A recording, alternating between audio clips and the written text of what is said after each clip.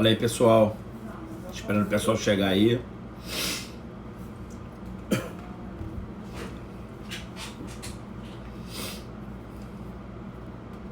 O pessoal entrando aí. Boa noite, Rodrigo. Boa noite. Fala, Rodrigo. Valeu.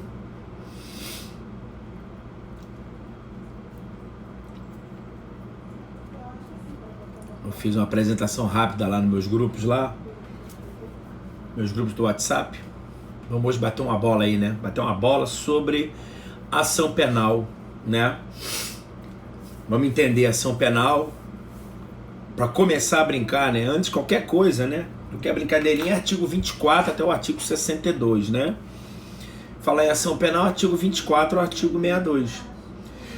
Tudo que pensar em processo penal tem que sempre focar, né, no rito que é ordinário, mas ficar com outro olhinho esperto no Juizado Especial Criminal, Tribunal do Júri, Lei Maria da Penha, para você que quiser polícia, Lei de Drogas. Então tem alguns detalhes que são importantes, não é isso? Algumas regras específicas em leis específicas, tá? Para o pessoal chegar, mas vamos nessa, né? Vamos ver aí. Vamos lá, não falei nada com o meu grupo lá, nem pro pessoal do meu grupo fechado, não falei nada lá não, né? Mas pro curso aprovação mesmo. É isso. Já de cara, tá, gente? Pedindo aí pra vocês aí, quem quiser ir pra lá no meu Instagram, tá? No meu Instagram, Prof. André Queiroz, sem ponto, sem nada. Prof. André Queiroz. Vai lá, curte lá, eu tô botando coisa todo dia, tá? Todo dia tem alguma coisa lá no meu Instagram. Algum conteúdo para vocês. E principalmente tô botando muito conteúdo lá no pessoal do WhatsApp, tá? Pessoal do WhatsApp, eu realmente tô botando muita coisa mesmo, tá?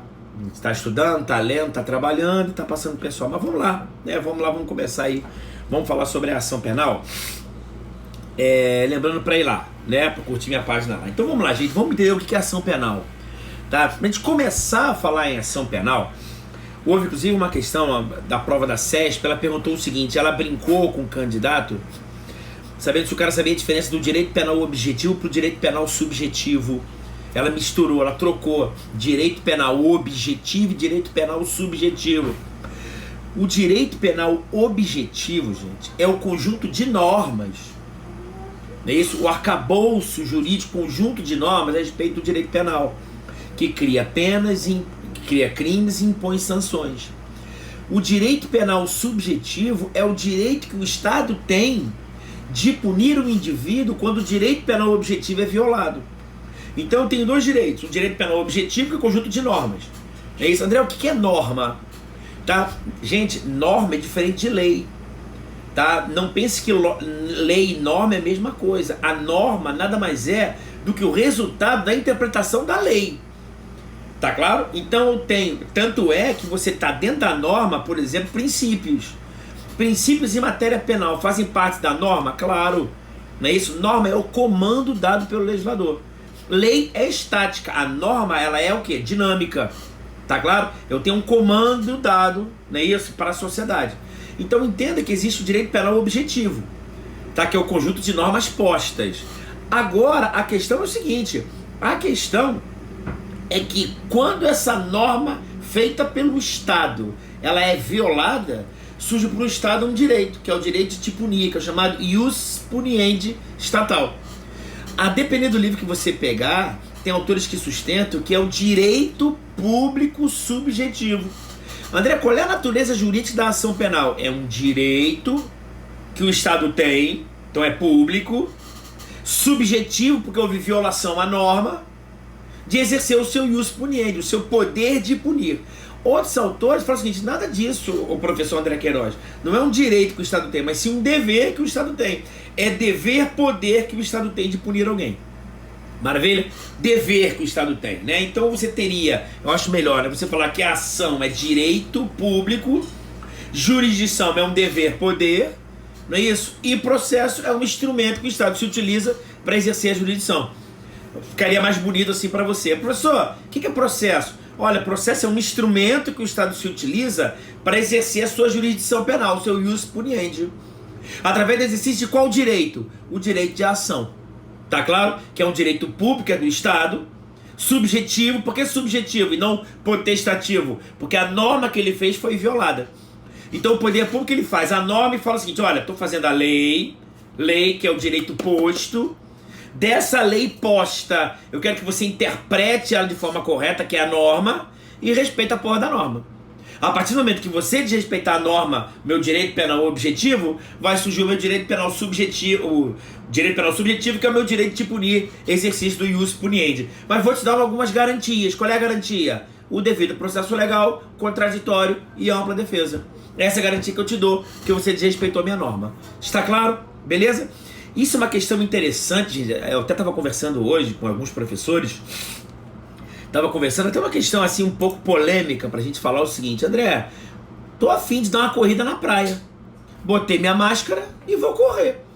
Me vê o policial, me manda entrar em casa. Sai daqui, senão a porrada vai comer. Pode ou não pode?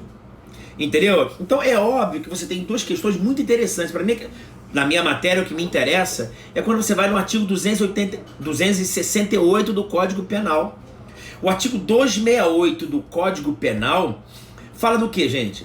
Fala quando a pessoa infringir regra imposta pelo poder público de proteção sanitária. Então, olha que interessante, o 268 é uma norma penal em branco, uma norma penal em branco heterogênea, bivitelina. Porra, é essa? É uma norma penal em branco que ela precisa ser complementada. Tá claro? É heterogênea porque ela é complementada através do quê? Através de ato do poder público. Não através da lei, poder público. Não é isso? E ela é bivitelina ou heterovitelina por quê? Porque ela vem de uma outra lei. Então qual é o crime que a pessoa pode realizar? Crime com relação aos aspectos sanitários, né? Crime contra a saúde pública. E aqui quando você vai na norma, você vê isso. Não é isso? Infringir. Olha o verbo que ele coloca aqui, né? Ele fala o seguinte: infringir determinação do poder público. E essa determinação é destinada ao quê? A impedir a introdução ou a propagação de doença contagiosa. Então, André, o que é coronavírus? É uma doença contagiosa. E o poder público ele exala o quê? Poder executivo? Decretos. Decretos para regulamentar o quê? A lei. Para que serve decreto? Decreto serve para a fiel execução da lei. Não é isso? E tem as leis sanitárias. Então ele fala: olha, a lei sanitária está aqui, eu tenho um decreto que eu vou regulamentar essa lei. E o meu decreto fala o seguinte: fique em casa. Não é isso? Para conter a epidemia, para conter a doença contagiosa, fique em casa, vírgula, porra, ponto. Está claro? Aí qual é a questão? O cara vai sair à rua.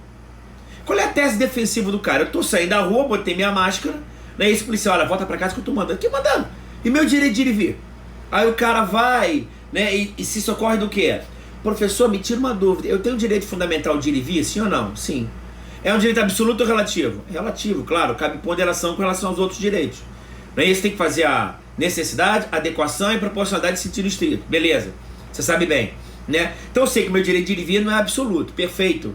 Não é isso? Só que tem um detalhe. Eu não sei esse crime aqui 268. Eu não sei que eu saindo à rua é a propagação de doença contagiosa. Então você pode alegar o quê, gente? Matéria de direito penal. Erro de tipo ou erro de proibição. Erro de tipo, das leis alimentares do tipo, ou erro de proibição. Você não sabe o que é proibido. Você não sabe que o direito penal te proíbe para andar. Está claro? E aí resta só uma dúvida, tá? Que inclusive tem o desembargador Paulo Rangel, onde ele falou, pelo menos eu ouvi ele falando hoje, não sei se ele falou isso hoje, me ouviu também com uma certa razão. Não está 100% certo, mas me parece com uma certa razão. Que é quando a gente fala o seguinte: determinação do poder público. E você sabe, pelo artigo 22, inciso 1º da Constituição, quem legisla sobre direito penal é a União. Então existe uma corrente que fala o seguinte: olha, como quem pode legislar sobre direito penal é a União, me parece que para caracterizar esse crime só pode ser por determinação do poder público federal. Haja visto com a questão de saúde pública. Outros autores, não fala besteira. Saúde não é direito de todos e dever do Estado? Todos os entes? Entendeu? Se é todos os entes, essa determinação do poder público seria em âmbito federal, estadual e municipal, que é o que vem prevalecendo. Tá claro? É um balaio de gato, não é isso? Uma questão que também conversou: se um prefeito ele pode fazer a ponderação de princípios constitucionais e determinar um decreto. Uma coisa que eu falei que para mim parece muito claro, que é o seguinte: decreto que restringe direitos fundamentais não pode ser ablativo. O que é isso? Eu não posso restringir completamente o meu direito de viver. Me parece claramente que o meu direito de viver não é um direito absoluto, mas me parece que se eu botar uma máscara, eu acho que eu posso perfeitamente sair à rua sem estresse. E não vai ser policial no mundo que vai mandar voltar. Tá claro? De qualquer maneira, fica atento, tá, gente? Que praia é bem da União mesmo, artigo 21 da Constituição. Tá? Porém, o ordenamento urbano compete ao município, artigo 182. Então, se eu só, assim, óbvio que não é minha matéria, né, mas a gente sabe direito minimamente. Quero que você entenda que o ordenamento, a função do município é regulamentar o ordenamento urbano. E a competência da União está no artigo 21. E eu tenho a competência comum também concorrente no artigo 24. Então tem aquele balaio. Está claro? Mas vamos voltar porque nos interessa. Alguém perguntou ali, seria erro de tipo ou erro de proibição, né, gente? O erro de tipo pode ser um erro de tipo elementar ou um erro de tipo acidental. E o erro de tipo elementar pode ser vencível ou invencível. Não é isso? Se for vencível, a pessoa pode responder a título de culpa se houver previsão legal. E esse crime do 268 só é punido a título de dolo. Está claro? Então me parece que no caso poderia o quê, gente? E me exclui do quê? Do erro de tipo essencial invencível. Olha, o senhor policial, eu não sabia que mesmo sem estar contaminado é crime. Erro de tipo. Ao desconhecimento está disposto na lei. Como também erro de proibição. Tá claro? O pai falou assim: olha, eu realmente até sei que tem coronavírus, até sei que pode haver a pandemia, mas eu não sabia que era proibido pelo Código Penal. Mas nessa situação concreta, acho que eu botando uma máscara, eu até falaria assim, eu até brinquei, né? O cara que sai na rua sem máscara, me parece que poderia ser até tentar botar em erro de tipo. E o cara que bota a máscara, me parece que poderia entrar em erro de proibição. Mas de qualquer maneira, eu acho que o cara que vai à rua com máscara, eu acho que não deveria ser proibido. Mas ok, isso aí tá no achismo, né? Mas entenda isso, determinação do poder público, tá? Então qual é a questão interessante aqui? Então vamos lá, né? Ação penal é o direito que o Estado tem de punir alguém. Não é isso? Então, outra coisa, então caberia prisão, a Fernanda falou, né? Fernanda, você não pode esquecer o seguinte, que a pena é de detenção de 1 mês a 1 ano. Se a detenção de 1 mês a 1 ano, é uma infração de menor potencial ofensivo. Sendo infração de menor potencial ofensivo, aplica a lei 9.099. Não se instala inquérito policial, lavra termo circunstanciado, não é isso? E marca audiência preliminar para detalhar um acordo. Transação penal pelo Ministério Público. Tá claro? Isso tudo me parece muito viagem, né? Mas ok, beleza? Ponto. Então vamos para ação penal agora. Então me entenda que eu vou me utilizar um pouco que fica muito claro para vocês, das lições do professor Afrânio Silva Jardim, tá? Porque ele é meio radical, mas ele é bom para você ter essa ideia, né? Do seguinte: quantos tipos de ações penais nós temos? Ele fala que uma só. Existe um tipo de ação penal só existe ação penal pública, né? Porque o monopólio do Estado de te punir, não é isso? E ius puniente estatal é monopólio do poder público, ponto. Então quantas ações penais eu tenho? Uma só, tá claro? Ele fala aqui no livro dele que a legislação infraconstitucional, ela permite o que, gente? A iniciativa para outras pessoas, está claro? Então entenda, gente, que o ius puniente estatal, ele advém de um poder que nós damos a eles. Então eu tenho o ius puniente estatal, que é o monopólio do Estado, que a iniciativa pode ser pública, pode ser o quê? Privada. Então eu prefiro falar assim, que eu vou falar certo uma vez, para depois falar errado. André, quantas ações penais nós temos? Uma só, ação penal pública, ponto final. A deflagração, iniciar, que pode ser por iniciativa pública ou por iniciativa o quê? Privada. Então a Fran, ele fala no livro dele assim: existem 2 tipos de ações penais: ação penal pública de iniciativa pública e ação penal pública de iniciativa privada, ponto. E você sabe que corriqueiramente existe ação penal pública e ação penal o quê? Privada. O que ele vai te perguntar, são 2 coisas em ação penal que ele vai te perguntar, cara. Ele vai te perguntar se você sabe os princípios e os institutos, ponto. Você sabe os princípios da ação penal? E em que momento que eles ocorrem? E você tem conhecimento, domínio dos institutos relacionados à ação penal? Tá claro? Sua mulher atrás de você, o cara tá doido. Está claro? Mas até olhei para trás. Não é isso? Então, quer dizer, esse é o ponto. Beleza? E quais são os princípios relacionados à ação penal? Então, basicamente, gente, quem quiser se aprofundar no estudo, nós temos vários tipos de ações penais. Nós temos a ação penal pública incondicionada, a ação penal pública condicionada à representação do ofendido, a ação penal pública condicionada à requisição do ministro da Justiça, tá claro? A ação penal pública incondicionada, a ação penal pública condicionada à representação, a ação penal pública condicionada à requisição do ministro da Justiça, a ação penal privada, a ação penal personalíssima, a ação penal concorrente, a ação penal pública subsidiária da privada e a ação penal pública subsidiária da pública. Existem alguns autores que também o que, gente? Deve estar falando da ação penal popular, que não existe. Maravilha? Quer dizer, há muito tempo já não está. Então nós temos, para falar, poderíamos falar de 9 tipos de ações penais. Está claro? Beleza? Vamos falar o seguinte, da ação penal pública. Quando você fala, gente, assim, é fácil você entender o tipo de ação penal, é você olhar lá no Código Penal. Para eu saber qual é o tipo de ação penal, tá, não tem não. Para você entender qual é o tipo de ação penal, basta olhar no Código Penal. Se o Código Penal não disser nada, a ação penal é pública e incondicionada. Se o Código Penal fala, será feita através de representação, é público condicionada à representação. E se falar que se procede mediante queixa, a ação penal ela é privada. Então ela vai falar bonito, né? É uma ação penal pública de iniciativa privada. Tá claro? Agora, nas ações penais públicas, quais são os princípios que vigoram? E aqui, cara, não pode ter desatenção nisso aqui. Eu tenho 2 tipos de ações, 2 princípios. O princípio que vigora antes e o princípio que vigora depois de iniciada a ação penal. É isso que ele vai te perguntar. Tá claro? Vai te perguntar, é isso aí. Engraçado, né, gente? Só fica falando um montão de bobagem, besteira. Aí quando o cara às vezes quer fazer uma pergunta bacana, eu não vejo. Às vezes o cara quer falar um troço legal, fica ali falando de bobeira. E quê. Aí você não sabe a porra da pergunta do cara que tá fazendo sério. Às vezes o cara tá sério, tá preocupado com bobagem, com besterol. Por isso que esse país tá uma merda. Que a pessoa se preocupa com bobagem, vem se preocupar com coisa que interessa, fica preocupado com bobagem. Preocupar com coisa boba. Porra, não esquece essa porra. Fantasma, que bobageira, porra. Tá claro? Coisa boba, mente boba. Não é isso?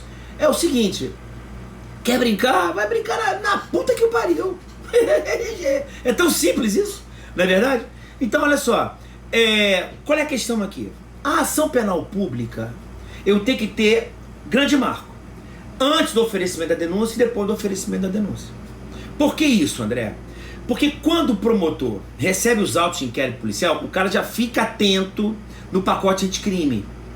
Tá? Porque o pacote anticrime, ele alterou a forma de arquivamento do inquérito. Então, primeiro você, não vou falar sobre isso, né? Mas você tem um crime ocorrido e lá você vai ter a instalação de inquérito policial. E lá você sabe muito bem que criaram esse troço meio louco, que é o chamado juiz das garantias. Uma vez o aluno perguntou, André, juiz das garantias? Juiz de garantia de quê? Eu falei, cara, não é juiz de garantia não, é juiz das garantias. Quais garantias? Das garantias fundamentais. O cara vai olhar o artigo 5º, é o juiz que vai garantir aquela porra daquele artigo 5º todo pro cara. Maravilha? Juiz das garantias. Outra coisa, tá, gente? Manda um direct pra mim do meu grupo, meus grupos do WhatsApp abertos, meus grupos fechados. Grupos fechados. É matéria todo dia. Você sabe o que eu vou fazer com o pessoal agora? Vou começar agora. Tá? Vou pegar o edital da Polícia Civil passado do TJ e vou pegar ponto por ponto. Todo dia vou mandar um áudio pro cara, um vídeo pro cara, 10, 15 minutos sobre aquele ponto do edital. Lei penal no tempo. Tu vai falar sobre lei penal no tempo. Olha, lei penal no tempo. Novácio les incriminadora, abolício crimes, lex gravio, lex mitio, lex tertia, lei temporária, lei excepcional. Pronto, acabou, matou. E como é que você faz isso? Pega a tua banca, 3 exercícios, mata, acabou, aquele ponto morreu. Se cair na prova, mata por negócio. Ponto por ponto, até a prova. Tu vai ponto. Vamos falar de penal, vamos falar de processo, vamos falar de leis pessoal da polícia. E TJ, vamos falar de penal, vamos falar de processo. Tá claro? André, e se a prova for adiada? Sabe o que a gente vai começar a fazer? Vamos falar de constitucional e vamos falar de administrativo. Ponto por ponto, eu sei a matéria. Ah, mas você não é professor disso. Mas não é monopólio de professor, porra. Não é verdade? Galera, vai no meu Instagram. Fala via Instagram, que eu mando meu WhatsApp, tudo pra vocês. Prof. André Queiroz. Queiroz com Z. Prof. André Queiroz. Acabou. Beleza? Ponto por ponto. É impossível o cara não passar. André, qual a probabilidade do cara passar? É 100%. Nas minhas matérias, né? Tá claro? A reta penal, processo e legislação especial. Acabou. Ah, André, a prova é só daqui a 2 meses. Então foi o seguinte, já que você está no grupo fechado, vamos falar de constitucional, e administrativo, até lá. Beleza? Me manda um direct pelo Instagram. Prof. André Queiroz. Sem ponto, sem nada. Prof. André Queiroz. Volta. Esqueci o que eu estava falando. Entendeu? Então, nós temos o juiz das garantias. Então, eu tenho um inquérito policial, que é procedimento administrativo investigatório, onde participa ali o juiz das garantias. Terminou o inquérito, manda para MP. Já sabe que a sistemática do arquivamento alterou. Porque antes, como é que era o arquivamento? O arquivamento, gente, era um ato composto, para alguns complexo. Tinha que ter a participação do promotor e do juiz. Quem arquivava era o juiz, mas tinha que ter a manifestação do Ministério Público. Os dois tinham que concordar com isso. Você pegava o artigo 18 e a súmula 524 do Supremo Tribunal Federal. Era um ato para alguns complexos. Por quê? Porque tinha que ter uma decisão do promotor em impedir o arquivamento e do juiz em aceitar o arquivamento e determinar o arquivamento, concordar. Agora não, agora o artigo 28 novo fala o quê? Ordenar. O promotor agora não pede, o promotor ordena, ele não opina, ele ordena. Tá claro? Beleza? Ordena isso. Tá com a eficácia suspensa, né? Você sabe que tem 4 pontos no pacote anticrime que estão com eficácia suspensa. Que é o juiz das garantias, que é o arquivamento do inquérito policial, as audiências de custódia e as provas ilícitas no curso do processo que o juiz está impedido de dar sentença. Esses 4 pontos foram com eficácia suspensa pelo ministro Dias Toffoli por 180 dias e pelo ministro Luiz Fux por prazo indeterminado. Esses 4 pontos, só o resto está valendo tudo. Professor, eu tenho que saber o que todo mundo pergunta isso. André, quais os pontos do pacote de crime que eu tenho que saber? Tudo, porra. E eficácia suspensa? Eu tô nem aí. Aprenda essa porra. O tempo que você perde em saber se vai ser cobrado ou não na prova é o tempo que você sabe essa porra. Beleza? Ok, André, então veja bem, eu já sei que o juiz das garantias tem um troço estranho, eu já sei que o arquivamento do inquérito policial tá meio esquisito, o que me interessa é que o promotor recebeu os autos de inquérito policial. Quero começar daqui. E antes do promotor oferecer denúncia, vigora o chamado princípio da obrigatoriedade. Princípio da obrigatoriedade ou da legalidade. Quem pegar um livro do Afrânio, artigo do Afrânio, vai falar princípio da legalidade. A maioria dos livros, princípio da obrigatoriedade. O que é isso, gente? Se o promotor receber os autos de inquérito policial e houver a justa causa, ele vai analisar o inquérito policial e entender o seguinte, que tem justa causa. Professor, o que é justa causa? Laxo probatório mínimo. O que é laxo probatório mínimo? Indício só. Indícios de autoria e prova da existência do crime. Até porque é indício de provas, porque as provas são produzidas no curso do processo. Então, o promotor recebe as fontes de prova do inquérito policial. Tá claro? Ele olha se tem prova da existência do crime. Porque eu não gosto que você fale materialidade do crime. Para mim, quem fala materialidade do crime está falando errado. Por que está falando errado? Porque se você fala que tem que ter materialidade do crime, você está dizendo que só existem os crimes materiais, que não existem os crimes formais de mera conduta.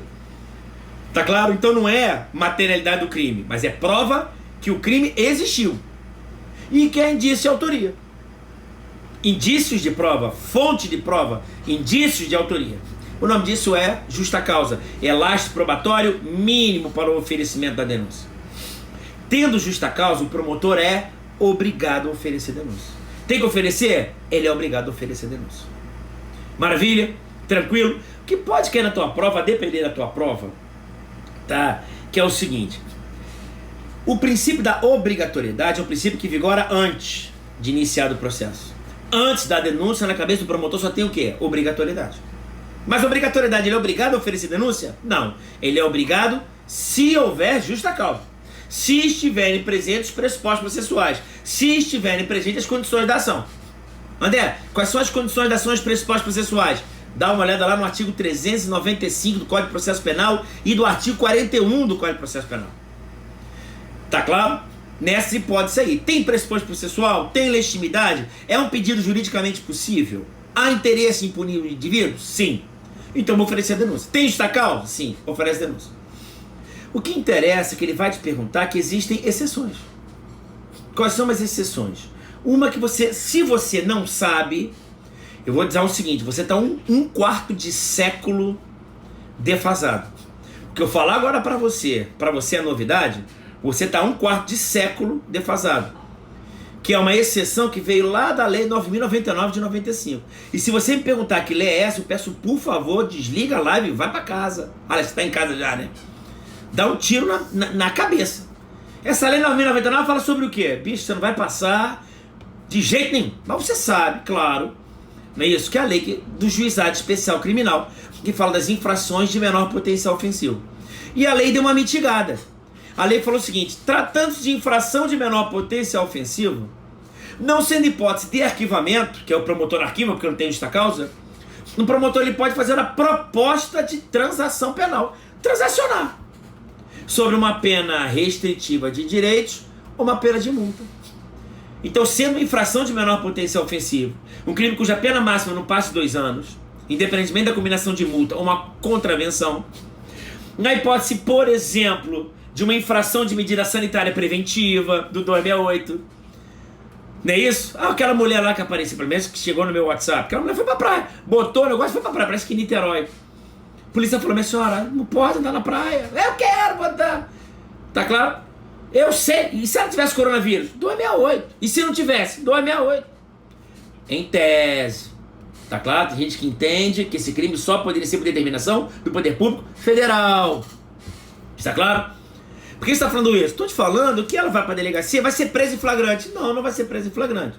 Ela vai ser conduzida à delegacia e o delegado vai lavrar o termo circunstanciado. Vai lavrar o termo circunstanciado, ele vai assumir o compromisso de comparecer na delegacia e a audiência, e lá na audiência o promotor vai fazer uma proposta de transação penal. André, que proposta é essa? Pena restritiva de direitos ou uma pena de multa. Mas não vai oferecer o que? A denúncia. Isso já deveria saber. Uma outra exceção, agora nós temos várias outras exceções, inclusive a do pacote anticrime agora, pô.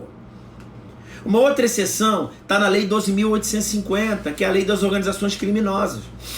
Lá no artigo 4º da lei das organizações criminosas, ela fala, se o cara for delator, for o primeiro a delatar e não for o líder, é o primeiro que abre o bico e ele não é o líder, o promotor pode não oferecer denúncia. Então, apesar do princípio da obrigatoriedade, não é isso? Nas hipóteses de investigação de uma organização criminosa, perfeito? Ele não sendo líder e ele sendo o primeiro a delatar a estrutura criminosa, além dos requisitos de uma delação, está lá na lei 2.850, é possível que o promotor não ofereça o oferecimento da denúncia. Isso também seria uma exceção ao princípio da obrigatoriedade. Bem como as várias outras, como por exemplo, às vezes você estuda a súmula vinculante 24, olha só, o cara está estudando a súmula vinculante 24, que fala o que, André? Fala que nos crimes de sonegação fiscal pode ocorrer a extinção da punibilidade com o que, gente? Com o pagamento integral do débito tributário. E pode ser pago até quando? Até antes do trânsito, a qualquer momento, mesmo depois do trânsito em julgado. Mas por que você está falando isso, André? Porque o sonegador fiscal, quando ele omite declaração ou quando ele suprime tributo, ele cometeu o crime está feito. E vai ser instaurado inquérito policial e vai chegar na mão do promotor e vai acontecer o quê? O promotor vai receber aquele inquérito e fala: caramba, tem sonegação fiscal. Sonegou quanto? 1 trilhão. Todo dia do coronavírus eu botei no meu bolso. Caraca, sonegador, pô. Houve crime? É claro. Tem justa causa? O promotor fala pra ele: vem cá, vai pagar o pagamento integral? O cara fala sim. O cara puxa um cheque, faz o checão e paga. O que o promotor faz? Não oferece denúncia. O pagamento integral dos tributos, do débito tributário nos crimes de sonegação fiscal também pode ser uma exceção ao princípio da obrigatoriedade. E os crimes ambientais? Pô, rapaz, celebração do quê? Termo de ajustamento de conduta. O cara faz uma M danada em Brumadinho. Se bem que em Brumadinho é difícil fazer um termo, né? Morreu um montão de gente. Mas o cara causa uma degradação ambiental, polui o rio. Crime ambiental de poluição. Artigo 54, se eu não estiver errado. Não é isso? que acontece? Vem cá, vai celebrar o termo de ajustamento de conduta? Você já cometeu o crime, já poluiu o meio ambiente. Está poluído. Celebra o termo. Vai recompor o meio ambiente quanto tempo? 2 anos. Aceita essa porra aqui. Acabou. Não ofereço denúncia. Está claro? É uma mitigação ao princípio da obrigatoriedade. Você lembra do Marcelo Odebrecht? Você lembrou o quê? Acordo de leniência em crimes econômicos. Então você sabe, André, o que é o princípio da obrigatoriedade? Uma palavra só. Antes. Antes de começar o processo, é obrigatoriedade. O que fala o Fernando Silva Jardim? Não é obrigatoriedade, é legalidade. Tem exceção? Tem. Transação penal, acordo de delação premiada, acordo de leniência, pagamento do tributo em crime de sonegação fiscal, acordo de leniência para crimes financeiros, termo de ajustamento de conduta em crimes ambientais. Acabou. Mas não teve porra nenhuma disso. E o promotor oferece a denúncia. Entenda, gente, quando o promotor oferece denúncia, agora é outro princípio, que é o princípio da indisponibilidade. O que é isso? O promotor não pode desistir de uma ação penal que haja proposto. Então, se a denúncia começou, se o processo começou, se a denúncia foi recebida pelo juiz, o processo vai chegar ao seu final. Inclusive, em razão do princípio do que, gente? Princípio da indisponibilidade. Esse princípio é muito bacana, porque, veja bem, o promotor inicia o processo. Quando o promotor dá início ao processo, quando ele oferece denúncia e o juiz recebe, o juiz necessariamente vai ter que dar uma sentença. Com certeza, porque a ação penal ela é indisponível. Entenda, o juiz vai dar uma sentença, não estou dizendo que é sentença nem condenatória nem absolutória. Pode ser até uma sentença extintiva da punibilidade. Mas vai ter que dar uma decisão. Isso é uma questão interessante, que é o seguinte: imagine, olha que interessante. O promotor oferece denúncia pelo crime de roubo. E o juiz recebe a denúncia pelo crime de roubo. E o processo segue pelo crime de roubo. No curso do processo, você sabe que o promotor é custos legis, é fiscal da lei. Estão dizendo mais, ele é custos iuris, ele é fiscal do direito. Então ele não é órgão de acusação, ele é órgão de fiscal da lei. Ele, no meio do processo, no curso do processo, ele fala o seguinte: ele faz uma manifestação dizendo que ele, como promotor, ele entende que o réu ele é inocente e opina pela sua absolvição. Senhor juiz da 31ª comarca da capital do estado do Rio de Janeiro, há 6 meses atrás ofereci denúncia pelo crime de roubo, foi marcada a audiência, ouvi as testemunhas, e ao ouvir as testemunhas, eu entendo que ele deve ser absolvido. Estou pedindo pela sua absolvição. O juiz e o advogado falam o quê? Meu Deus do céu, Deus existe, eu quero que ele seja absolvido. A advogada de defesa fala para que ele seja absolvido e o promotor pede a sua absolvição. Perguntinha, o que o juiz faz? O juiz vê, olha o processo, vê o que o promotor falou que a defesa aí condena o réu no crime de roubo. Condena. Pode ou não pode, gente? Gabarito? Certo. Por que isso, professor? Claro, meu amigo, a ação penal ela é indisponível. Ainda que o promotor opine pela absolvição do réu, o promotor ele pode condenar. Por que ele pode condenar? Porque a ação penal ela é indisponível.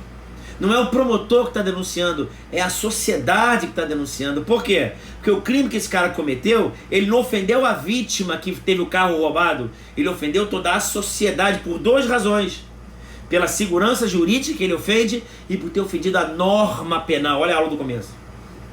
Então a ação penal ela é indisponível. Está claro? Ainda que peça a absolvição. Ah, você está me dizendo então que o promotor não pode desistir da ação penal? Não, não pode. Artigo 42 e artigo 576. O promotor não só não pode desistir da ação penal, como ele também não pode desistir de recurso que haja interposto. Se ele recorreu, ele vai ter que sustentar. Ah, então ele não pode pedir absolvição? Pode sim, o que ele não pode é desistir. Mas pedir absolvição pode, porque ele não é órgão de acusação, ele é órgão fiscal da lei, fiscal do direito. Maravilha? Ah, e tem exceção ao princípio da indisponibilidade? Tem sim. Qual é, gente? E aqui eu queria falar um negocinho para vocês, que é o pacote anticrime, galera. Tá lá no artigo 28A do Código de Processo Penal, ANPP, Acordo de Não Persecução Penal. O acordo de não persecução penal, lá no artigo 28A do pacote anticrime. E esse acordo de não persecução penal, do artigo 28A, ele fala do seguinte: é agora mais uma mitigação ao princípio da obrigatoriedade. Esqueci de falar isso. Então, André, o acordo de não persecução penal pode ser feito quando? Pode ser feito antes de iniciado o processo. O que fala? Não sendo caso de arquivamento e tendo o investigado confessado. Então, se é investigado, não é réu. Se é investigado, não começou o processo, é antes. É exceção ao princípio da obrigatoriedade. André, me tira uma dúvida. E o acordo de delação premiada? E o acordo de colaboração eficaz? Pode ser feito antes de iniciar o processo? Pode. Não é isso? Inclusive pode ser uma mitigação ao princípio da obrigatoriedade. Mas, André, o acordo de delação premiada, ou colaboração eficaz, ou colaboração premiada, pode ser feita no curso do processo? Claro que pode, porra. Pode ser feito na execução da pena? Pode. Então, André, o acordo de delação premiada pode ser uma mitigação ao princípio da indisponibilidade também? Pode. Pode ser feito antes de iniciar o processo ou durante o processo, inclusive depois da condenação. Olha que beleza. E qual é o outro, André, que eu só posso fazer no curso do processo? Artigo 89 da Lei 9.099 de 95, Juizado Especial Criminal, suspensão condicional do processo, sursi processual, todos os crimes que a pena mínima não seja de 1 ano. Beleza? Todo crime que tiver pena mínima de até 1 ano, o promotor pode pedir a suspensão do processo. Pô, André, quando ele pede a suspensão do processo, ele tá meio que desistindo da ação penal? Pô, não fale que eu falei isso não. Tá. Mas não tô falando que ele tá desistindo. Ele fala: excelência, olha só, o certo é eu seguir na denúncia. Pelo princípio da indisponibilidade, eu tinha que seguir com o processo. Mas posso suspender essa porra aí, pelo prazo de 2 a 4 anos. É uma mitigação ao princípio da indisponibilidade. Minha amiga Cláudia tá falando isso, tá? Tem muita coisa na prova do Espírito Santo que eu falei. Eu vou ser sincero, você me desculpa aí, tem coisa que não tô sendo arrogante, não tô sendo nada. Quem vier comigo eu vou falar a prova inteira, é muito simples. Tá claro? Você vai falar quanto da prova? A prova toda, porra, é claro. E digo mais, para cada ponto do programa, é só de falar 15 minutinhos só, mandar 4 exercícios, o cara mata tudo. E constitucional administrativo, eu também falo também, você passa nessa porra. Tá claro? Não tem mistério. Eu tô falando que eu tô com medo de falar tá claro, né? É isso aí. Meu pai também já me falou: pô, você só fica falando tá claro? Eu falei: pô, aqui pra mim tá tão claro.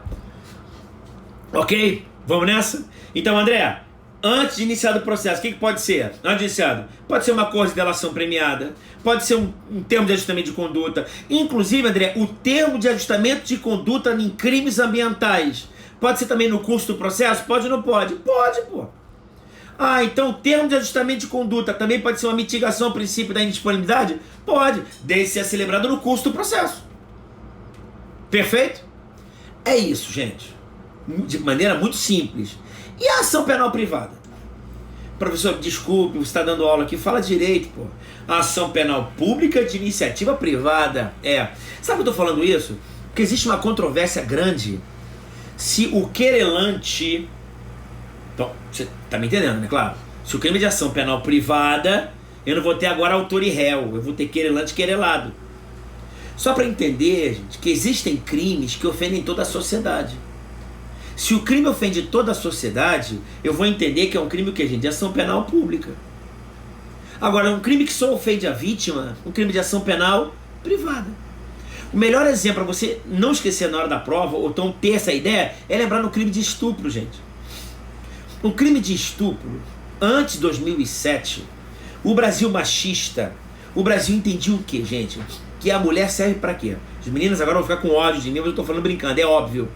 André, por gentileza, a mulher serve para quê? Não é isso? Ó, meu amigo falando ali, ó, composição civil dos danos. Composição civil dos danos a gente faz aonde? Antes de iniciar o processo. Então, André, a composição civil dos danos também pode ser uma mitigação? Pode ou não pode?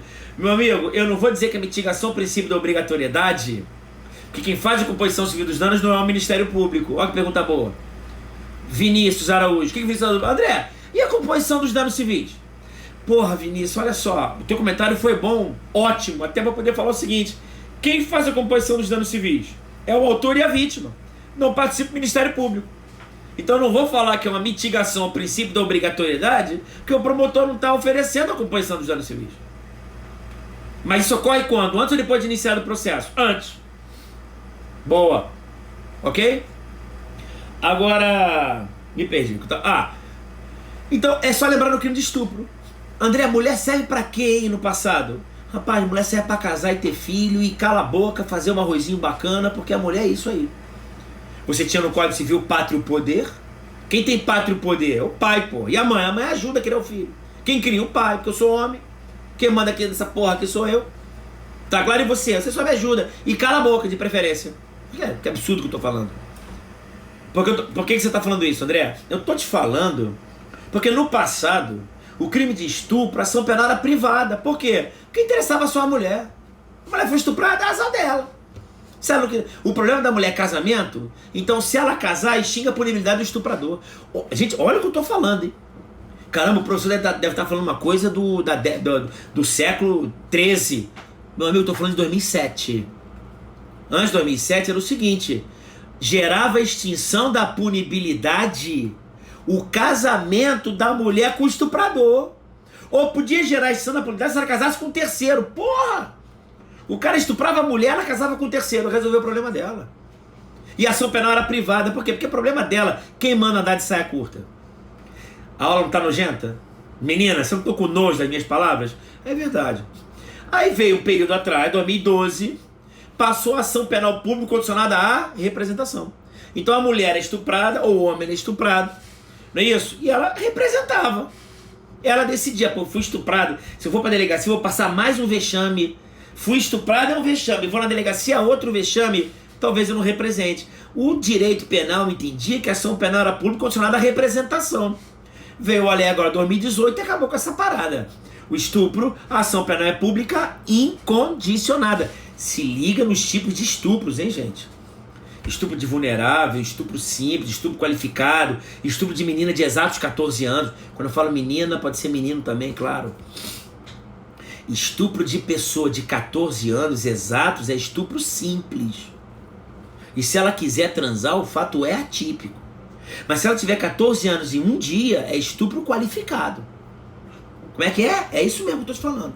Estuprar uma menina de 14 anos exatos é estupro simples. Estuprar uma menina de 14 anos e um dia, 2, 15, 16, 17 anos, menor de 18, é estupro qualificado. E maior de 18, estupro 18 ou mais, simples de novo. A não ser que haja outras coisas. Estou falando só da idade. E menor de 14, estupro de vulnerável. 3 hipóteses: menor de 14, não oferecer resistência e não tiver discernimento.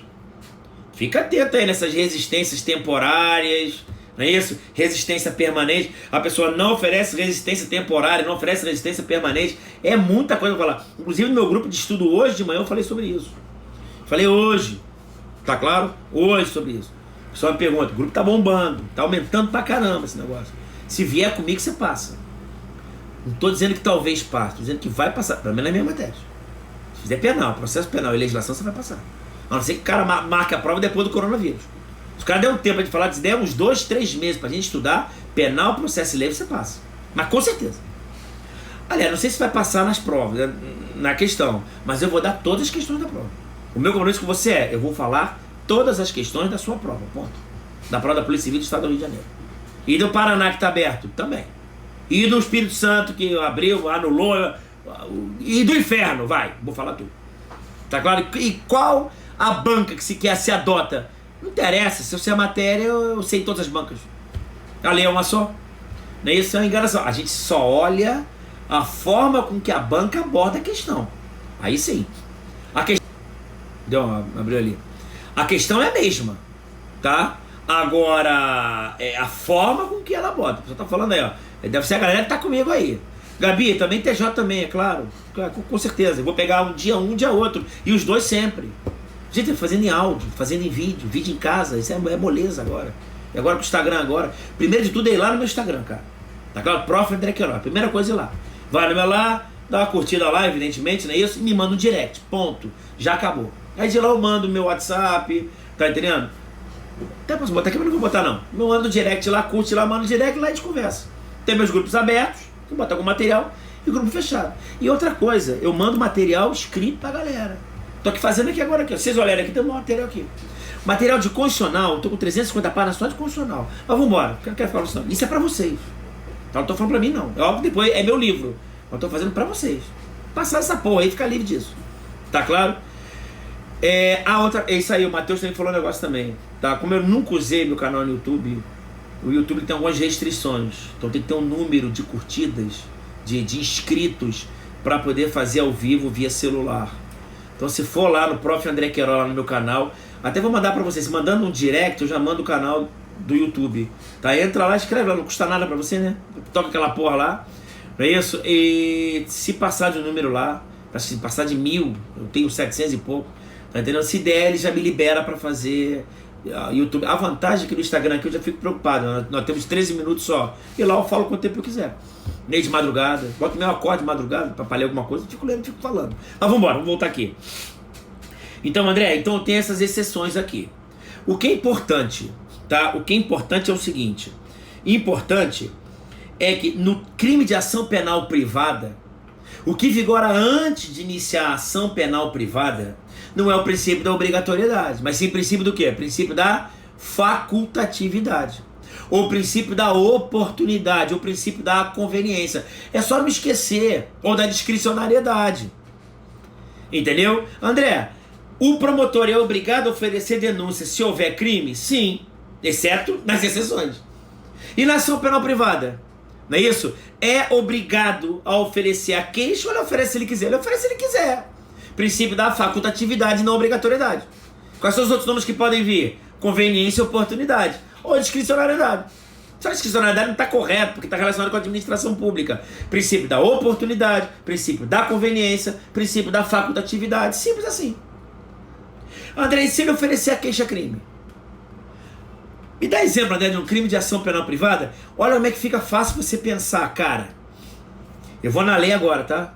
Não vou dar a jurisprudência do STJ, porque aluno meu sabe que eu falo da jurisprudência, muito jurisprudência do STJ.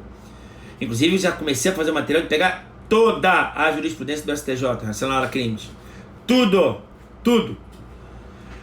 Separado por matéria. Parte geral, pena, varando, entendeu? E com as súmulas. É pra não sair, pô, pra ir mandando pra vocês. Ah, você não manda tudo logo? Eu não, vou fazendo e vou mandando. Pro meu grupo. Quem tiver comigo, eu vou mandando. Tem que ler nada. Um aluno do grupo falou assim: André, do meu grupo lá, qual é o livro que você me indica? Eu falei: cara, eu vou falar porque eu tenho que falar, porque eu não vou indicar não. Aliás, vou indicar, mas não precisa. Tá? Não precisa. Só pegar o material, mas vamos embora. Então, André, não é obrigado a oferecer queixa. Oferece queixa se ele quiser, ponto. Me dá um exemplo de um crime de ação penal privada. A injúria. Simples. Você é safado. Xingar alguém de safado só ofende o quê? A pessoa. A ação penal ela é privada, claro. Agora, se eu chamar o cara com relação a cor, raça, etnia, religião, origem, qualidade de deficiente físico, idoso, a lei entendeu que ele não está ofendendo só o cara, entendeu? Está ofendendo também a sociedade. Então o próprio Código Penal, ele fala o seguinte, que se a injúria for qualificada, a ação penal passa a ser pública e condicionada à representação. Isso foi um crime de racismo, da Lei 7716, crime de ação penal pública incondicionada. Eu estou sabendo da jurisprudência do STJ, tá? Então, em regra, é o que está na lei. A professor, a jurisprudência pensa diferente? Pensa. O que ela fala? Não sei. Mas ela fala isso. Injúria simples, privada. Injúria qualificada, pública condicionada à representação. Racismo, pública incondicionada. Supremo e STJ. Supremo incluiu outras pessoas de homofobia? Sim. Identidade de gênero e orientação sexual. E o STJ mudou o tipo de ação penal por ser a mesma coisa? Também. Então tá tudo aí. Para os meus alunos tá tudo lá. Ainda não, nesse material não mandei ainda não, mas vamos embora. André, e o cara entrou com a queixa. Então me dá um exemplo. Dano. Dano é um excelente exemplo, que o dano pode ser de ação penal pública, pode ser de ação penal privada, pode ser da Justiça Federal, pode ser da Justiça Estadual. Então se o cara quebrar o Banco Bradesco, a ação penal é privada. Se o cara quebrar o Banco do Brasil, a ação penal passa a ser pública. Se o cara quebrar o Banco do Brasil, a ação penal é pública, julgada na Justiça Estadual. E se o cara quebrar a Caixa Econômica Federal, o crime de ação penal pública é julgado na Justiça Federal. Por que você está falando isso? Porque o cara quebrou o carro da pessoa. Ô, seu babaca, que quebrou teu carro. Crime de ação penal privada. Queixa. Entra se é obrigado ou entra se quiser? Entra se quiser, é princípio da facultatividade. E no curso do processo ele pode desistir? Pode. Princípio da indisponibilidade ou da disponibilidade? Princípio da disponibilidade. Ele pode desistir. E aqui eu queria que você já soubesse 3 institutos para você ficar atento, que é o Instituto da Renúncia, do Perdão e da Perempção. Renúncia 49, Perdão 51, Perempção 60. Esses são os 3 institutos exclusivos da ação penal privada. E os crimes da ação penal privada pode o quê? Renúncia. O querelante pode renunciar ao direito de queixa. Se ele está renunciando ao direito de queixa, é antes de iniciar o processo. A renúncia ocorre em razão do princípio da facultatividade. É antes, e digo mais, se é antes de iniciar o processo, é um ato unilateral. Ele não precisa de concordância da outra parte. Uma vez o aluno perguntou: professor, eu não estou entendendo. A renúncia ocorre antes de iniciar o processo? Sim. Mas por que ela é unilateral? Eu falei: porque não precisa de concordância da outra parte. Mas por que não, professor? Eu falei: meu amigo, porque não tem outra parte, porra. O processo não começou, então não tem parte ainda. Então renúncia ocorre antes, tá claro? É um ato unilateral, isso cabe na ação penal privada. Não, André, o cara entrou com a queixa. Quando o cara entra com a queixa, ele anda no curso do processo. Ele pode desistir da ação penal? Pode. Se ele desistir da ação penal, o artigo 60 vai gerar o quê? Perempção. A perempção é um efeito da desistência da ação penal. Professor, é possível haver a perempção na ação penal pública? Não. Por que não pode? Porque a ação penal ela é indisponível. O promotor não pode desistir da ação penal. Se ele não pode desistir da ação penal, não pode haver perempção. Mas também, às vezes ele não desiste, mas ele faz o quê? Mas ele perdoa. O perdão, artigo 51. O perdão é feito no curso do processo, tem a parte, e a parte tem que aceitar. É o ato bilateral. Então, renúncia unilateral ocorre antes de iniciar o processo. É chamado exceção ao princípio da decorrente do princípio da facultatividade. E no curso do processo, pode desistir, que gera perempção, ou ele pode perdoar no curso do processo, em razão do princípio da disponibilidade, e é um ato bilateral, tem que ter concordância da outra parte. Beleza? Não confunda com outro instituto que minha amiga Daniele Carvalho está botando aí, que é a decadência. A decadência, gente, é quando a pessoa não oferece a queixa ou a representação. Opa, instalou. A decadência ocorre na ação penal privada ou também na ação penal pública. Só que na ação penal pública é condicionada à representação. E qual é o prazo que a pessoa tem para representar? Prazo de 6 meses. A partir do momento que ela tem conhecimento da autoria do fato. Quando a pessoa sabe da autoria do fato, ela tem que representar no prazo de 6 meses. Perfeito? Se não representar no prazo de 6 meses, pode haver a decadência. Tudo que eu estou falando para você, que é a renúncia, perdão, perempção e decadência, tudo isso, além de estar no Código de Processo Penal, está lá no Código Penal, no artigo 107. São hipóteses de extinção da punibilidade. Então tem que ficar atento nisso. Tá claro? As hipóteses de que a pessoa pode gerar a perempção, a decadência, a renúncia. Ok? Isso é muito importante, inclusive nos aspectos processuais do pacote anticrime. Isso é muito interessante nessas alterações legislativas que estão ocorrendo. O acordo de não persecução civil, por exemplo, lá na lei de improbidade. Tá, então são regrinhas bastante interessantes aí que a gente tem que ficar atento. Ok? Beleza? Então eu tenho essas as regras. Agora o que é importante que eu quero que vocês saibam? Que a ação penal, esse acordo de não persecução penal, tá? Ele ocorre antes de iniciar o processo. E eu tenho também a suspensão condicional do processo, que ocorre quando? Durante. E quando eu falo de decadência, eu estou falando da ação penal pública e da ação penal privada. Qual é a questão aqui? Uma questão interessante na representação é até quando que a pessoa pode se retratar. André, o que é a representação? Eu já vi que é em prova isso N vezes. Gente, a representação é uma manifestação da vítima em querer ver o autor do fato ser processado. Mas eu sempre falo isso em sala de aula. A representação é condição de procedibilidade, mas ele tem eficácia objetiva. O que é isso? Eu represento quando eu souber quem é o autor do fato, represento quem é o autor do fato, e não quando o fato ocorre, mas ele tem eficácia objetiva. Não entendi. Que é o seguinte: se um crime. Dá um exemplo, André. Lesão corporal. Eu tô andando, caminhando na rua, veio um maluco dar um tapa na minha orelha. Porque eu tô sem máscara no coronavírus, quer dar um soco na minha orelha. Eu caio no chão. Lesão corporal, a princípio leve. Qual é o tipo de ação penal? Público condicionado à representação. Só que como eu levei na nuca e caí no chão, com a cara no chão, machucado, eu acordei 2 minutos depois. Porque eu acordo 2 minutos depois, eu não sei quem me bateu. Ô jornaleiro, quem me deu porrada? Ah, um cara meio alto, meio baixo, meio gordo, meio magro. Pô, que merda. Vou à delegacia, faço a notícia crime. O delegado vai fazer a notícia crime e vai iniciar as investigações. Tem a minha manifestação, fala, olha só, levei uma porrada e quero que o senhor investigue. Não é isso? Não vai estar na inquérito policial, vai lavrar termo circunstanciado. E ele descobre 4 meses depois quem foi que me deu a porrada. Quando ele descobrir 4 meses depois quem foi que me deu a porrada, eu vou representar contra essa pessoa ou não, no momento que eu descobrir. Mas ela tem eficácia objetiva. O que é isso? Se eu representar que levei uma lesão corporal de alguém, quem me bateu, olha, meu amigo, foi o José da Silva. Então eu estou representando contra o José da Silva, porque eu sei quem é o autor do fato.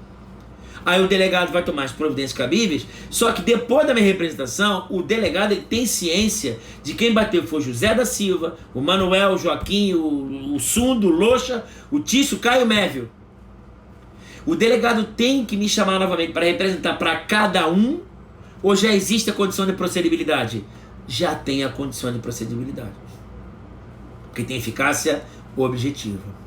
E uma outra questão que eu quero que vocês fiquem atentos, que quando a pessoa quando a pessoa representa contra uma pessoa, ele pode se retratar, pode se arrepender. Até quando a pessoa pode se arrepender? Olha que coisa importante. Artigo 25. A pessoa ela pode se retratar da representação até o oferecimento da denúncia. André, por que eu só posso me retratar até o oferecimento da denúncia? Porque, meu amigo, você já estou comigo. Se eu quiser me arrepender depois de oferecida a denúncia, a ação penal é indisponível. O promotor não pode mais desistir da ação penal. Então se liga agora, a live já está acabando. A retratação da representação é até o oferecimento da denúncia. Ponto diferente na Lei Maria da Penha. Se for aplicável a Lei Maria da Penha, a mulher que apanhou, ela pode se retratar. Apanhou não, porque ela foi vítima de algum crime.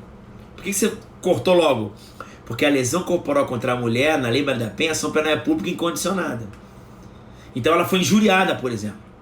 Se ela foi injuriada pelo marido, ela pode representar, se for qualificada, a depender da posição que você adote, ela pode se retratar da representação, não até o oferecimento da denúncia, mas até o recebimento da denúncia. Então até o recebimento da denúncia. Então crimes comuns até o oferecimento, na Lei Maria da Penha até o recebimento. E não pode ser em delegacia, tem que ser em audiência especialmente designada para a audiência especialmente designada para esse fim. Tá claro? Então tem que ficar atento na Lei Maria da Penha também, que tem toda a especificação. Gente, Lei Maria da Penha tem coisa pra caramba pra falar. É muita coisa. Crime da Lei Maria da Penha, o artigo 24 da Lei Maria da Penha, a medida protetiva de urgência, e vai cair essa maldição na tua prova. Tá claro? Faltando 30 segundinhos aí, gente, convidar todo mundo pra ir lá no meu Instagram, Prof. André Queiroz com Z, mandar um direct, tá? Eu mando meu telefone, você entra lá no meu grupo aberto, que eu tô mandando pouco, não tô mandando, e o grupo fechado já tá bombando. E eu vou começar agora a pegar ponto por ponto do edital da prova da polícia de 2016, né? 16, e da prova do TJ já agora. Tá claro? Agora. Forte abraço, galera. Só tô esperando aqui fechar, 10 segundos, 6, tá acabando, tamo junto, obrigado por